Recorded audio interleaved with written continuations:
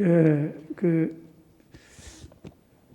앞에서 제가 할 거라 그러고서 저한테 떠넘기셨는데 고영기 목사님이 훨씬 정리가 잘 돼 있으니까 그걸 보시기 바랍니다. 예.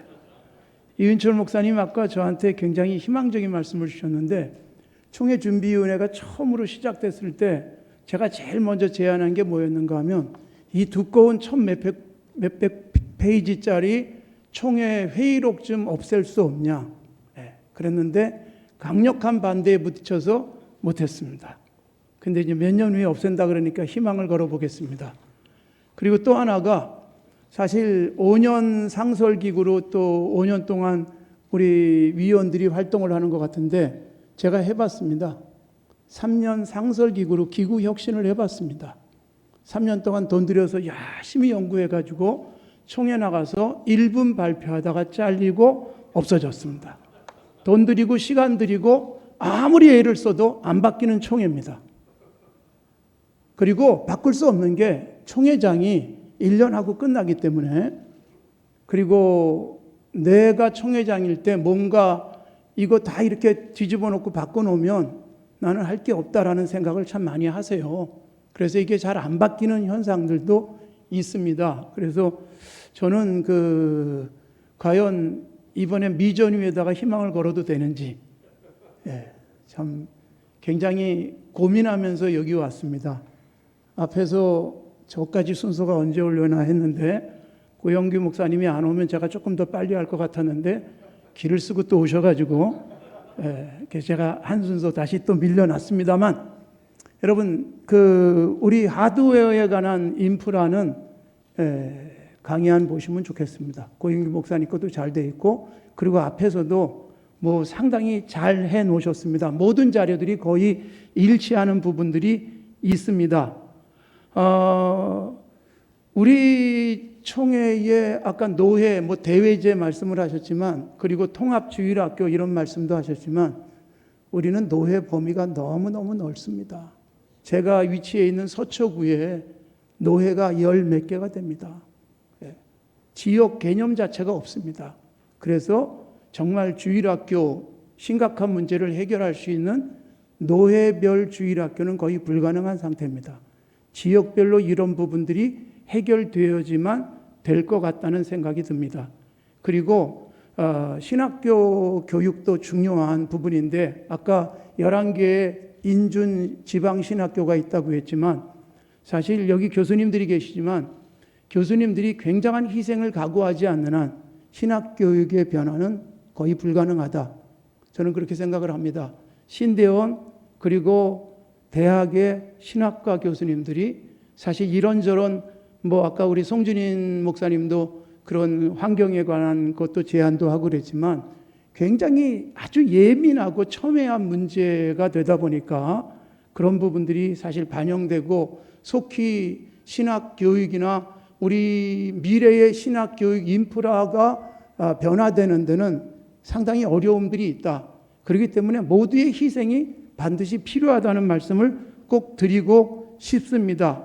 그리고 지역 노회나 또 지역 교회 연합들이 주일학교를 하려고 해도 우리 교단의 특성상 개교회주의가 너무 강하기 때문에 이것도 참 문제입니다.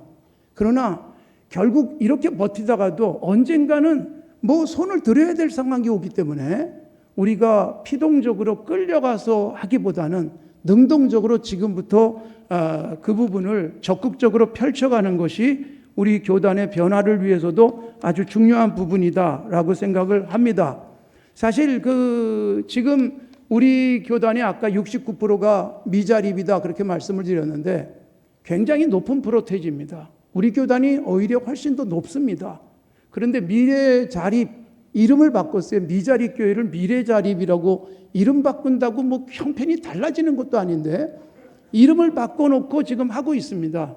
저는 너무 어색한 거예요. 미래자립. 그래, 희망적으로 미래의 자립이 되겠지. 이런 생각을 할 수 있을지 모르지만 정말 구체적이고 실질적인 부분들이 현재 작은 교회들이 살아날 수 있는 인프라를 만들어 줄 수 있어야 됩니다.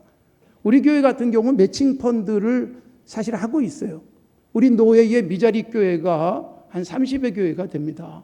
그중에 10개 교회는 저희가 110만 원 목회자 생활비를 맞춰주고 있습니다.